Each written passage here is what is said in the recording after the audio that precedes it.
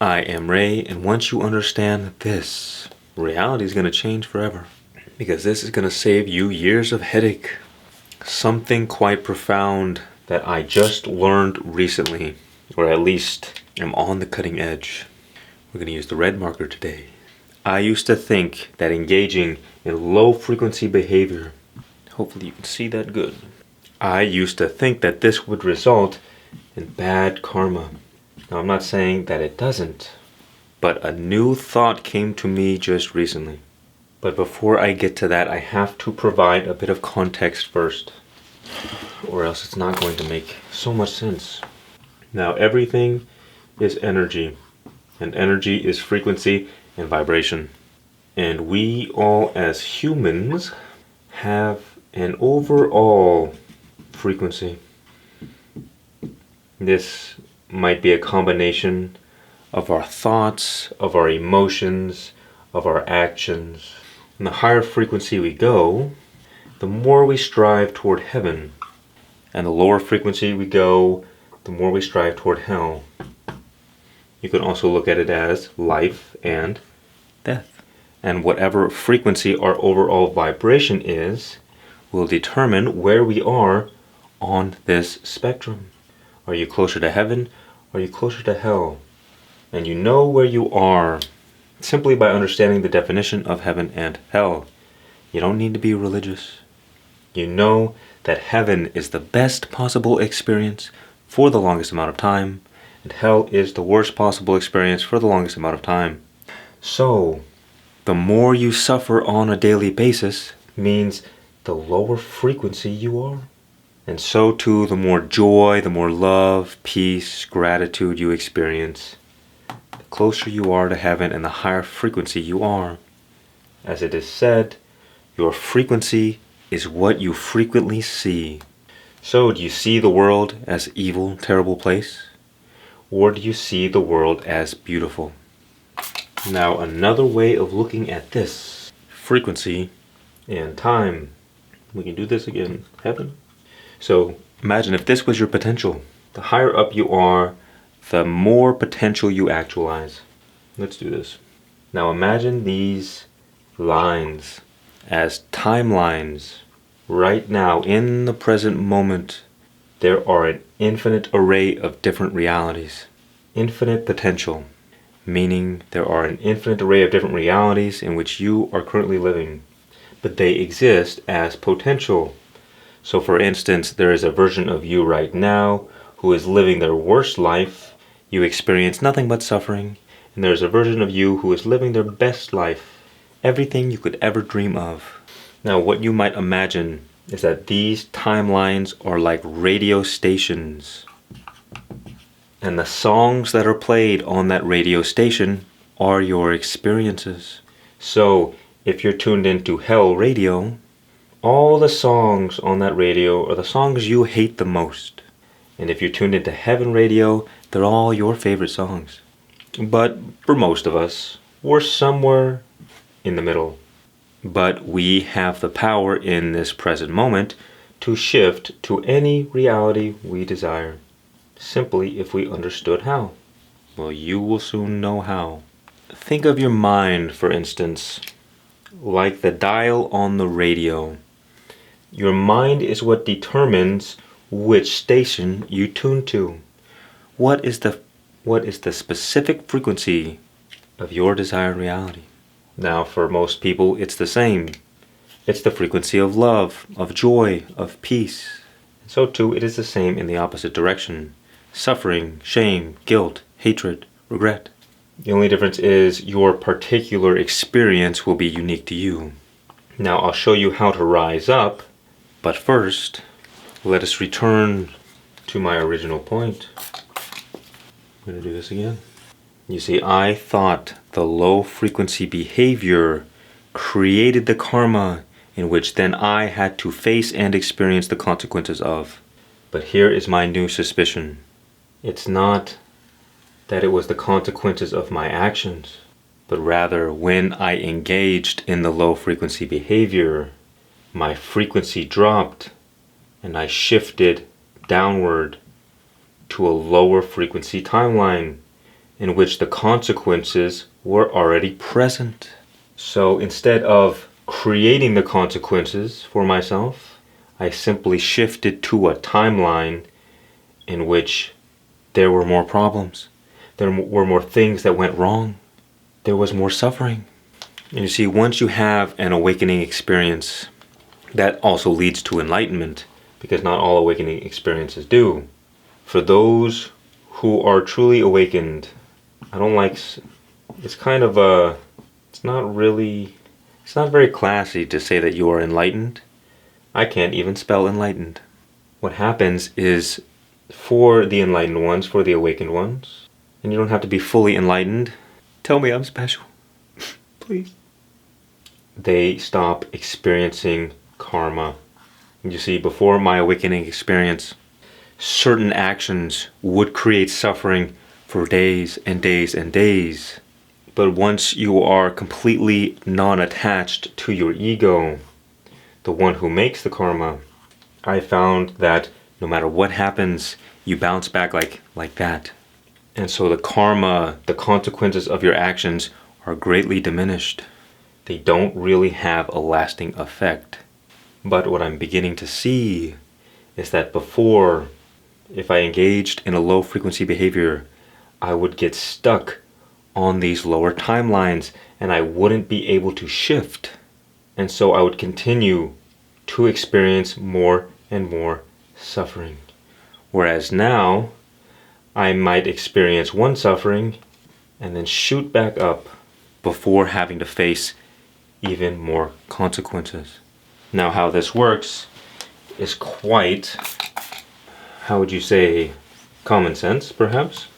So let's just kind of do a bit of a comparison of how I used to be and how I experience things now from the awakened state.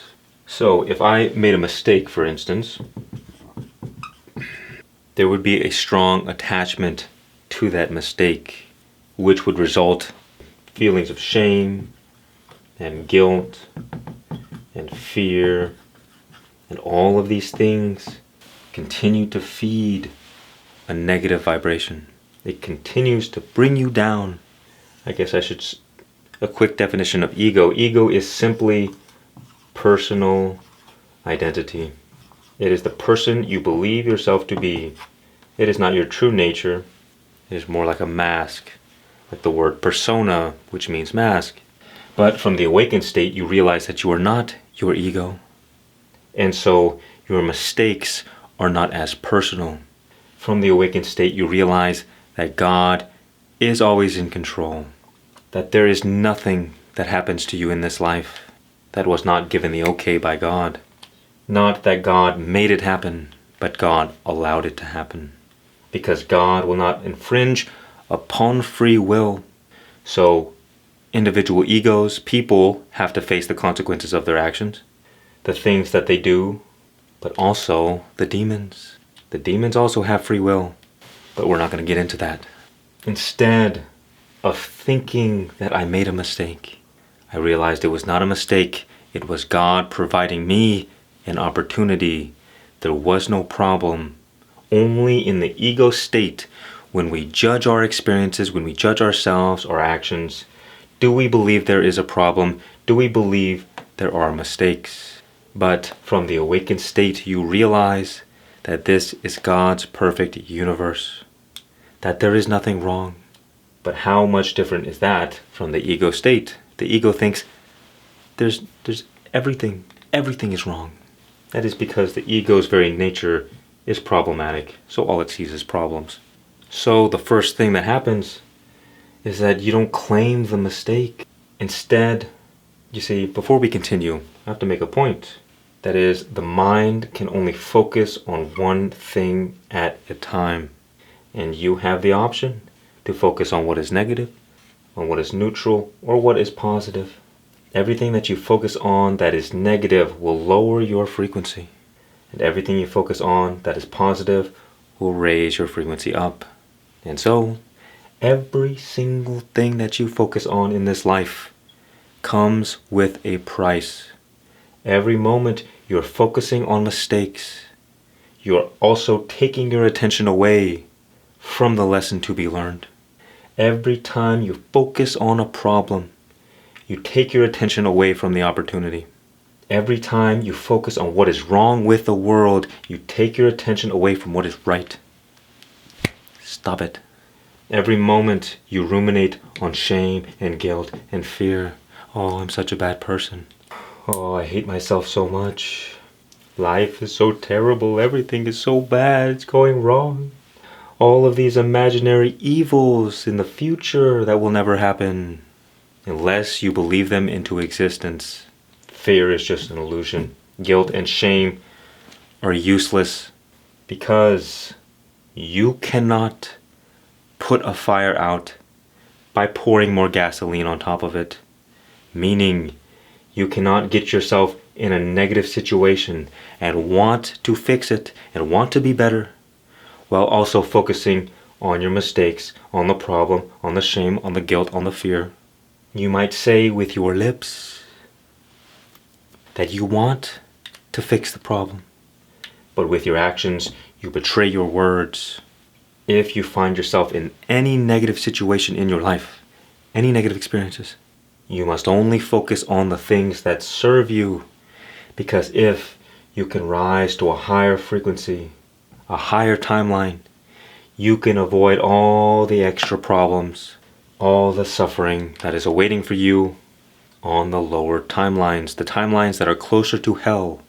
You see, once you realize that God is in control, always has been, always will be, and everything is in God's divine will, you realize there are no mistakes. Now, we're only human, so there may still be feelings of shame or guilt that arise after we make a mistake. But when we remember, we have to remind ourselves, because we forget. God is in control, that everything is perfectly okay, that you are not off track, that you are exactly where you need to be for your highest spiritual growth. If you can keep that mentality in your head, you will continue to rise to higher and higher states of vibration and avoid years of suffering. And so, even if shame or guilt or fear arises, there is nothing that says you have to feed it. It is our resistance to these feelings that further feeds the negativity. It is our rumination on these things, which is all fueled by ego. Because think about the psychological drama that we all get into sometimes. We get caught in this mind storm of negative thoughts, and we ruminate on negativity. You see, the ego is always judging our experiences. The ego is always judging ourselves. The ego is always judging other people. The ego is also always ruminating on the past and worrying about the future. And it has an infinite array of different desires and things it wants to avoid. Now think about how terrible it is to live from ego. It is always judging that things are wrong, that life isn't going exactly the way it wants to. If you're always focusing on what you do not have, you shift to timelines in which you don't have it. Or you stay stuck on the timeline in which you do not have what you want. So the ego is complaining about not having what it wants, but it is the exact thing that is keeping it from what it wants. Think about judging our current experiences. Life is not happening the way I want it to be happening. And yet because it's focusing on all the things that are wrong, it stays stuck in those lower timelines. You always create more of what you focus on. Because, as we said, the mind is a one-pointed tool. But what does it do? The mind directs the flow of energy. And energy is the force of creation. Where attention goes, energy flows. So the entire quality of the life we create for ourselves is determined precisely by the things we focus our attention on. It is really as simple as having two buckets. Two voting ballots, Trump and Kamala, whichever you like. One bucket serves to bring you down, the other serves to bring you up. And every day we cast our votes into these buckets by what we allow ourselves to focus on. If you had a balance, if you focus on 50% negative things and 50% positive things during the day, that's an F, my friend. 50 out of 100 fail at life. Hell for you. But as you start increasing this number, you stop tolerating all the negative garbage. 70%, now that's a C. Life is getting better. 80%, 90% even. Let me tell you something. There is not a single negative thought that passes my mind without my conscious awareness. And immediately, I get the whip. I run a tight ship, okay? And guess what? I feel at peace all the time. I'm always happy. I do not even know what a bad day is. But you're gonna find out. And so I say that if people only paid attention for one day, the thoughts that they think and the words that they speak, they would know exactly why their life is the way it is. It's obvious to everybody else, my friend, except for you. Because we have blind spots. Because we have ego. Ego is ignorance. Ego is illusion. But awareness is light. Awareness is truth. So be aware of where you allow your attention to drift. And you will begin changing your life. Now, you probably won't believe this, but you are already in heaven. You're only dreaming that you're not. Powerful stuff. This is what I like to say is God's cosmic joke on all of us. That is, how many of us since the beginning of time have spent our whole lives trying to find these things? You see, my friends, abundance, peace, love, joy is the default state. Any idea that you have to work or strive or try or struggle to get any of these things, it is ignorance. It is because you are trapped, a slave to the ego. You see, a lot of people talk about the matrix, but they don't realize that the matrix is not outside of you. The matrix is your own mind, because the mind creates the illusion of separation. Everything is energy. All existence is the same one energy.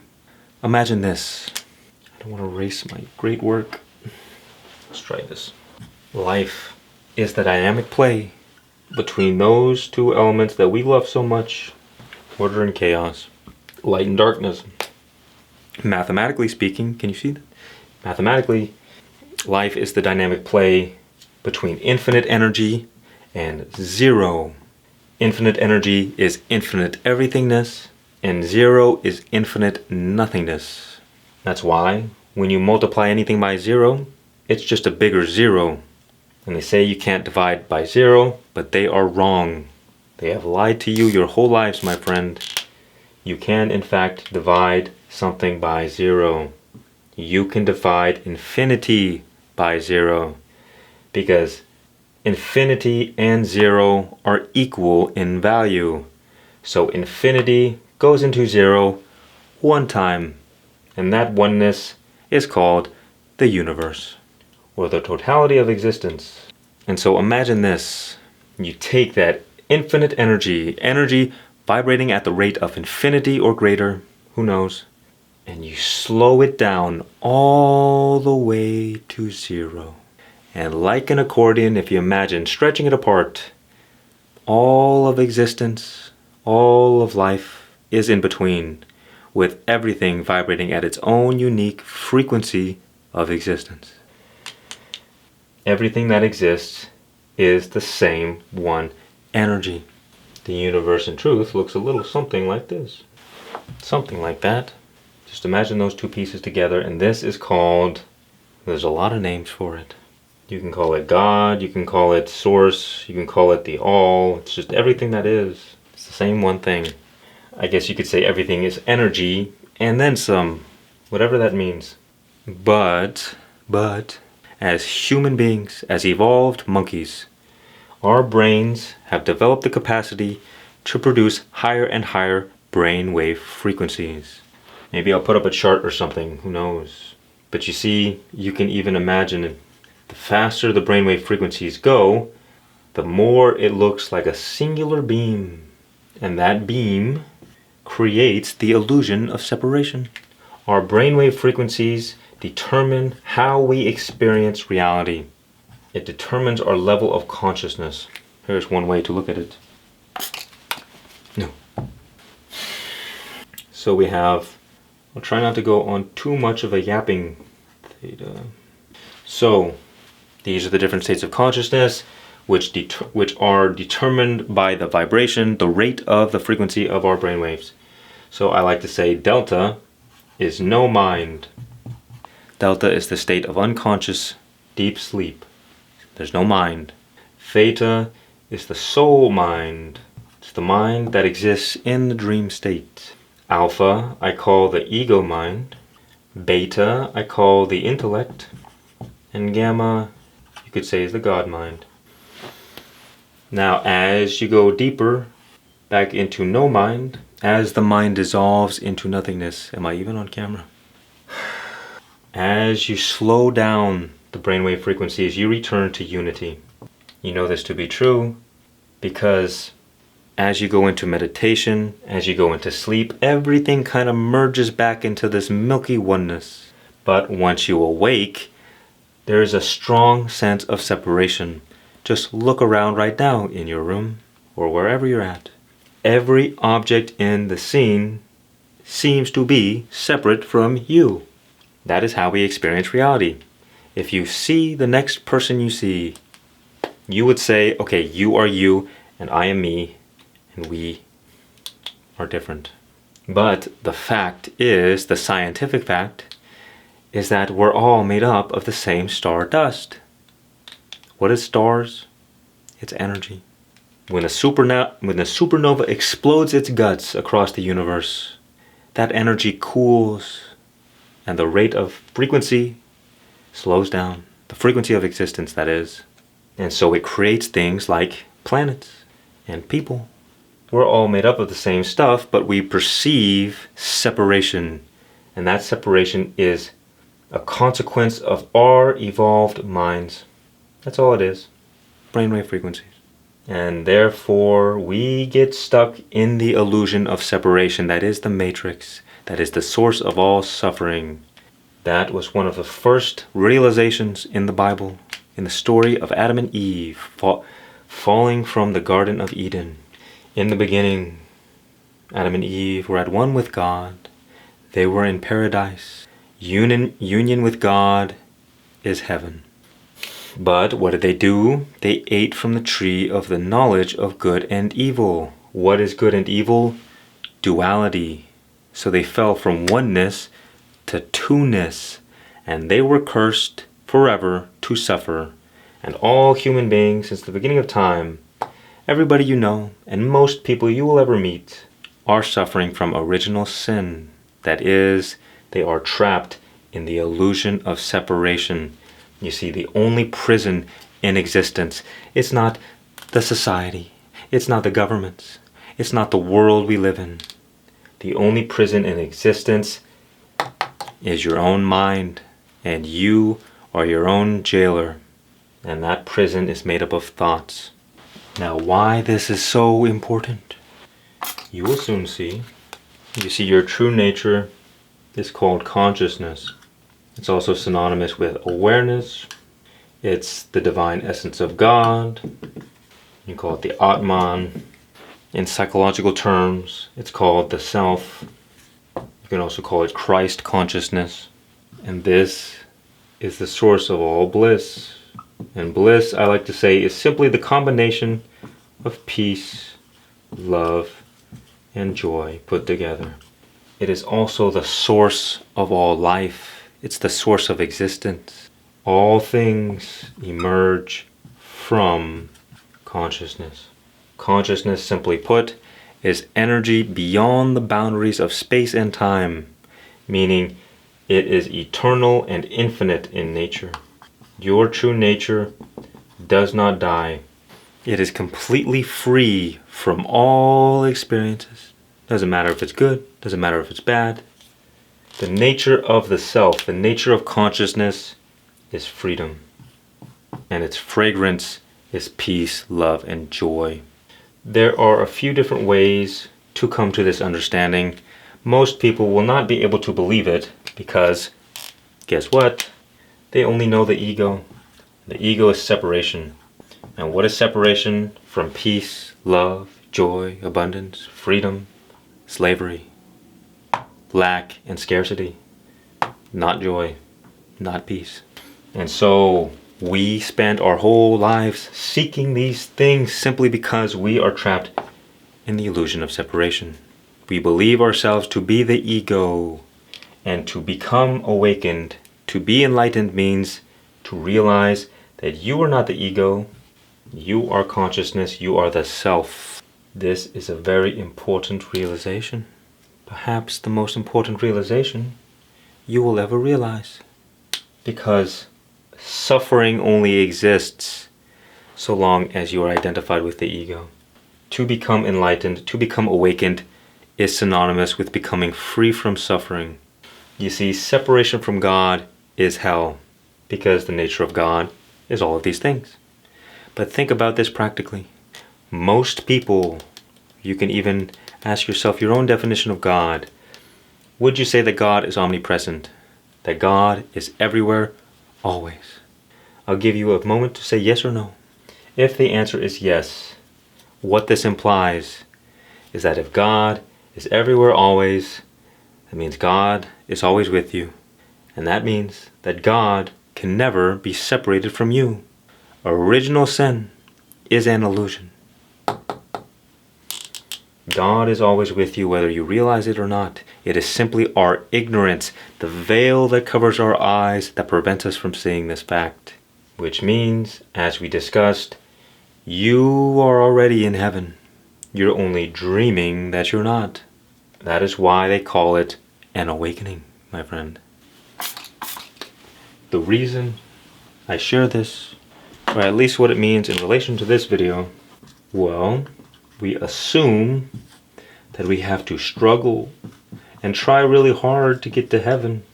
It's not true, my friend. It's only true so long as you are a slave to the ego. You see, this one who is experiencing the timelines is the ego. Where you are, it's like right here. In the eternal present moment, you are the unchanging for all eternity. Don't be afraid. Only the ego is afraid. Let's look at it this way. In reality, when you break reality down to the two fundamental elements, and you can try to disprove me with this in the comments if you'd like. Good luck to you, my friend. It cannot be done. There are only two things that exist. There are only ever two things that exist from the moment you are born until the moment you die. What are these two things, you may ask? There is an infinite array of changing experiences upon the backdrop of an unchanging awareness. When you are born, you experience being born, and you are there as the awareness. You grow up, your body changes, your mind changes, your awareness remains the same. Your body and your mind are changing experiences. When you go to sleep at night and you go to dream, yet again, another infinite array of changing experiences, and you still there as the awareness. And in deep sleep, another changing awareness, another changing experience. The only difference in deep sleep is that there is no mind, which means that there is no separation. To experience requires two things.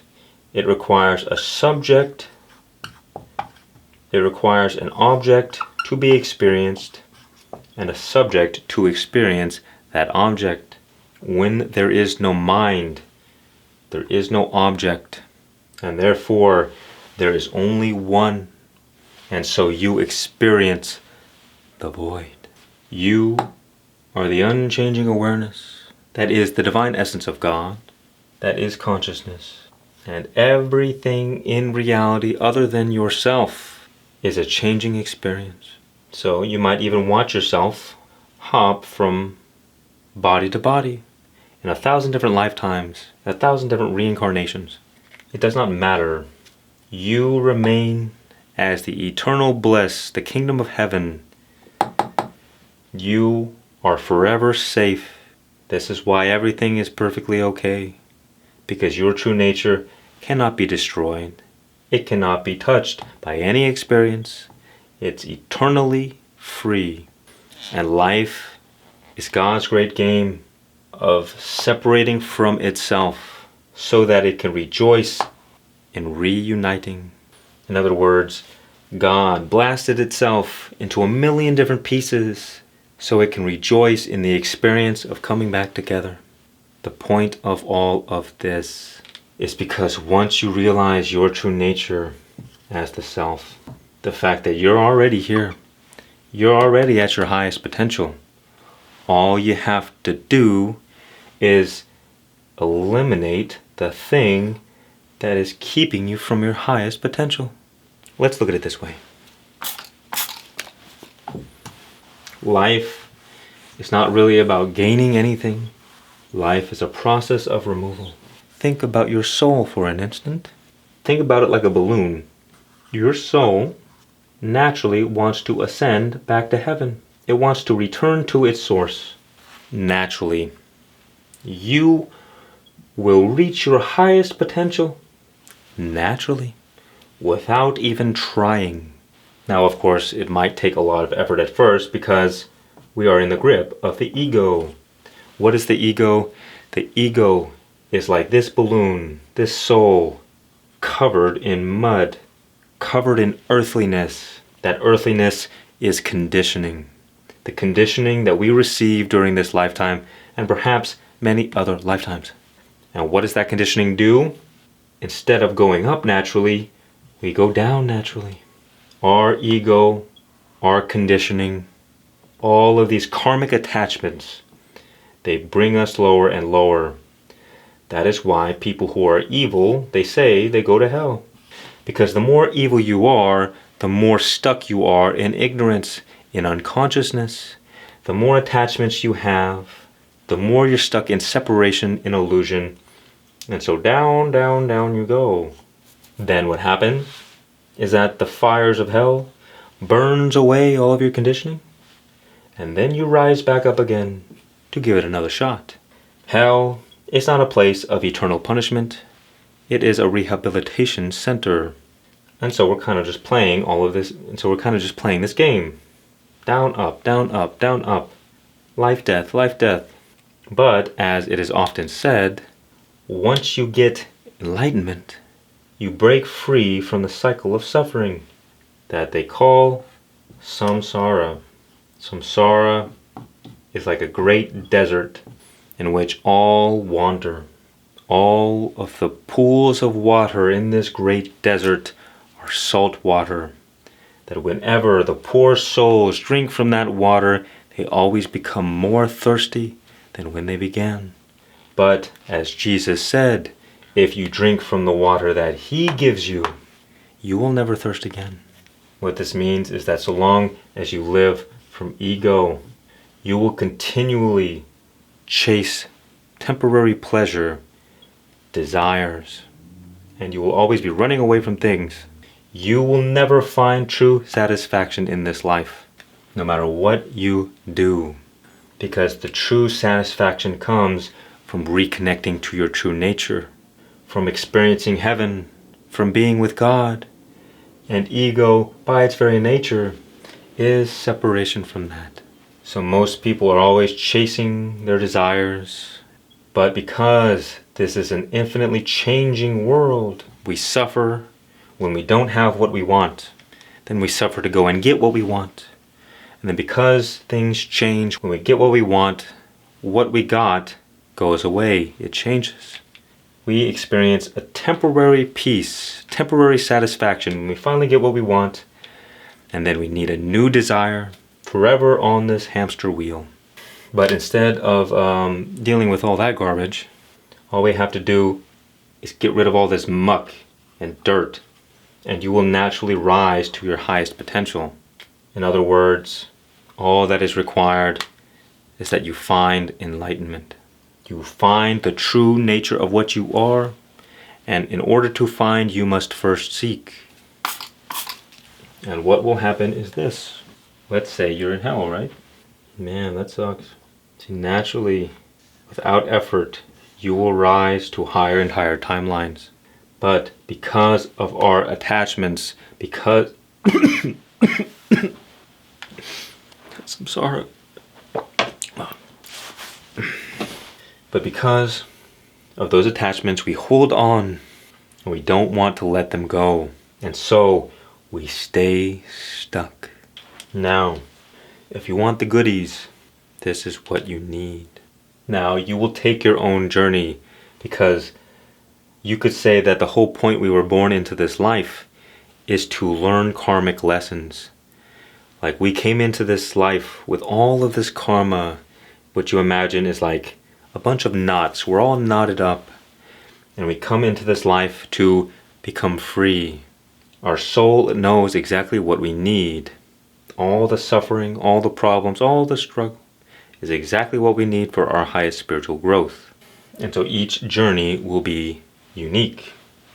But imagine this. Imagine before you were born, I was standing with you, and you were about to take the leap, return to this madhouse called Earth. And I said to you, look, you're going to have a lot of fun. But if things get rough, just remember, you have a button in your back pocket that will set you free. The only problem is you will forget that you have this button, and you may never even find it. But good luck anyway. Here is that button. Quite simple. Let me ask you this. Does it take any effort at this moment to be aware? No, you are aware no matter what. Good experiences, bad experiences, rain or shine, you are aware. You are always the unchanging awareness behind all of your experiences. But what happens is, because we're stuck in the whole ego thing, we identify with our changing experiences. Our body is a changing experience, we say, I am the body. Our mind is a changing experience, we say, I am the mind. But if you can't observe a thing, something can be experienced. What does that mean? It means that thing cannot be you. If something is an object of your awareness, then you must be different than that object. You must be separate from that thing. So enlightenment, what basically happens is that, okay, for the first time, you realize that you are none of your changing experiences. You're not the body, you're not the mind, you're not your thoughts, you're not your personality, but that you are that unchanging awareness. Once you see, you can't unsee. And so what happens is that you rest in your true place as awareness. The only problem is you can't experience yourself as awareness because you are awareness. It's like in deep sleep, remember? Without an object, all you experience is a void. You cannot experience yourself directly, which makes it hard for people to grasp. The mind wants an object to grasp onto, but you are not an object, you are the subject. And so, what happens is that, well, once you realize this, all of your karmic goodies come up for you to let go of. I mean, they're coming anyway, but what happens is that you kind of oscillate a bit. Once you become aware of the truth, let's say you become aware of the truth, and then some experience triggers you, some attachment, and you get frustrated and you feel suffering and you have no peace. And you're like, well, what's going on? I thought I was awakened now. And then the attachment comes, and then you return to your true place as awareness, and then peace, freedom. And then you go along and you get triggered again, and then you suffer, and then you return to peace, and you get triggered again, less and less and less and less. A common example is that when you turn the power off to a fan, the fan keeps going for a while until it completely stops. Once you see through the illusion of the ego, you cut off the power. But what happens is that the ego has some energetic momentum, so it pulls you back into it. It grips you again, and you return to ignorance. And so every single time you get triggered, regardless if you're enlightened or whatever, every time you get triggered, observe that feeling. Observe your thoughts. Observe your experiences, because in your observation alone, you create non-attachment. Because whatever you observe automatically creates separation from you. That is how you remove all the garbage that is keeping you stuck in these lower timelines. It's non-attachment. Awareness is already free. You're already in heaven. It's simply a process of removal. Everything else takes care of itself. The reason that we suffer so much, for instance, if you have a negative thought, you identify with your thought, and you and the thought become one. And because the thought is negative, you get attached to the thought and it rubs its negativity all over you. And so you suffer, and you get dragged all over the place by your thoughts. Or you identify with your emotions. I am so upset right now. And so your emotions drag you along and do whatever they want to you. Think about the difference. When you observe an emotion, let's say you observe the anger, you don't identify with the anger, you say, there is anger.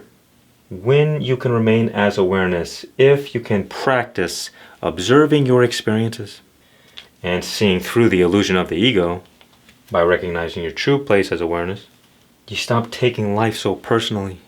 You stop getting dragged all over the place by your thoughts and your emotions. You don't get triggered anymore.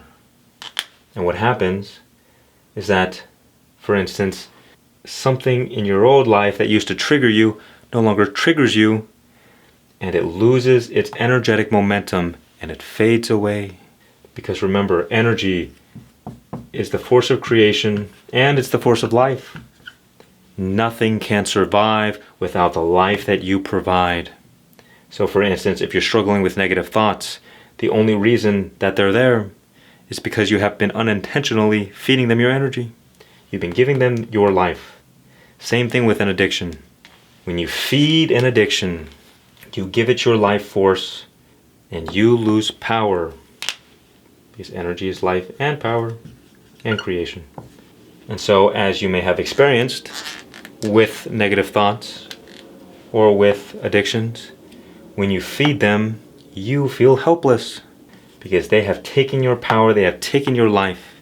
They become stronger and you become weaker. And so you enter into this slave tyrant dynamic, these negative things. The way to be free from them is simply to stop identifying with them, to observe them with detachment. This is how you neutralize every single negative experience in your life. And over time, they lose power, and they lose power because you have cut off the food source.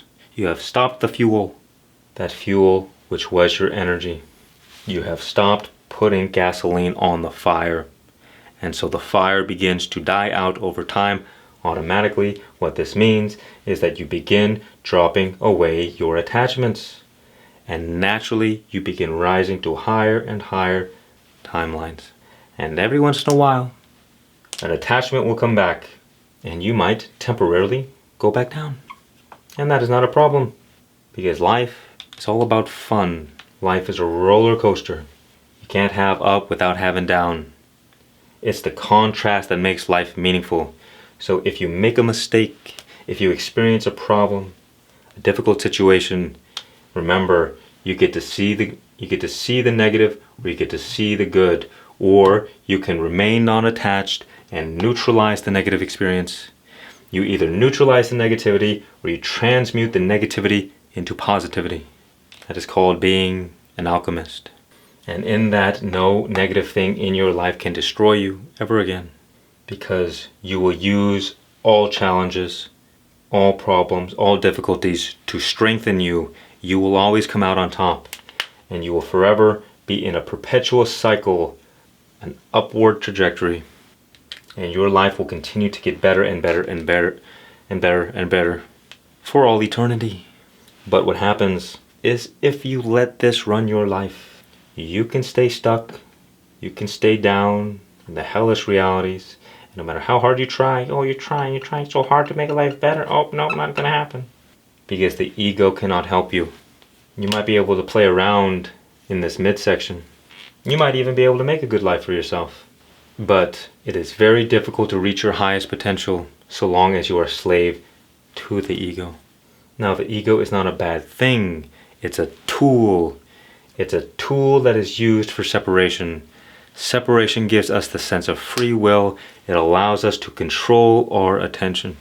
What is bad is being under the illusion of believing that you are your ego, that you identify with the body-mind complex, and you are not aware of your true nature as awareness, as consciousness, as the self, as the divine essence of God. Why this is so important is because as you begin letting go of these attachments and remaining in your true place as awareness, naturally, without any effort on your own, you will rise, you will experience more peace, more love, more joy. But this requires a few things. The ego's whole game is power and control. Everything in its reality is nothing but to reinforce its own sense of self. And so, but the nature of awareness, as I said before, whether you're good or bad experiences, awareness is 100% unconditional acceptance of all experiences. The ego, because of its desires and aversions, cannot accept reality as it is. It needs to get things. It needs to force reality to be the way it wants it to be. Awareness is complete acceptance. In other words, you realize that God's creation is perfect and that everything is exactly how it needs to be, that you are perfectly okay. This requires faith and trust. Trust that life is taking care of you, because life does take care of life. God is always with you. God is always guiding you every moment of your life. Whether you see it or not will be determined how much you are living in ignorance. And perhaps most importantly, this requires surrender. You surrender completely to the present moment, because life can only be experienced in the present moment. So the more separated from the moment you are, the less you are truly living. The ego always takes you out of the present moment by judging your experiences and by thinking about the past and the future. The present moment is the gateway to paradise. The inner riches that await you, if you had a treasure map, the X that marks the spot is right underneath your feet. So the only place you need to look to find it is the present moment. If you simply remain in the present moment and surrender, a great deal of all of your suffering will work itself on its own. There is no true suffering in the present moment. Only when the mind, only when the ego pulls us out of the present moment do we experience resistance. When we are present, we are in complete flow with the harmony of life. That is why the ego is the source of all suffering, it's the source of all problems, because that heavenly experience that we talked about, the path to the kingdom of heaven, is in the present moment. And when the ego separates you from the present moment through its mind garbage, you suffer. And so you know, whenever you experience suffering, which is resistance to life, you have been pulled out of the present moment. And that is an indication to return. Think about the mind as a resistance valve. You have source, infinite bliss, infinite abundance, the kingdom of heaven. And our mind is like a valve that either closes or opens up the floodgates. The stronger your mind is, the stronger your ego, the more constricted, the more separated you are from source, the more you will suffer.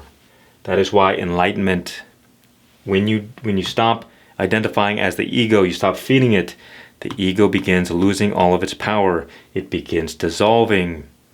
The resistance valve begins opening up and opening up. And so, as I experience it in my life, because this source is the source of harmony itself, all the problems that I experience in my life work themselves out without a single lifting of my finger. Not because I am special, but because I stopped getting in my own way. You let life, you let God do its job. When you reach this state, you enter into a state of non-doership, because the ego is, of course, what thinks it's doing things all the time. Instead, Because the path of least resistance, will lead you to enlightenment, surrender, trust, acceptance. And what happens, the same thing with Jesus. Jesus was a perfect vessel. Jesus was an empty vessel in which the Christ that is in all of us could shine forth. Like the quote, like the movie, the eternal sunshine of the spotless mind. Jesus was a perfect vessel because he was empty. He was empty of selfishness. And when you're empty of selfishness, you're empty of ego, complete non-resistance. So God can effortlessly work through you and you bring forth heaven on earth. But think about the difference between most people. If you had 2 vases or 2 jugs, one made out of clay, a broken pot with dirt and sand and all kinds of garbage inside, and the other a perfect golden vase, pristine. This one is like Jesus. This one is like a normal person with ego. When the water of God pours in for the ego person, the water gets polluted. It's not as useful. When the water goes into a vessel like Jesus, it's pure, it's perfect, it can be used, it's nourishing. Enlightenment, in a sense, is simply remaining in this present moment completely empty. Think about it, try it out right now.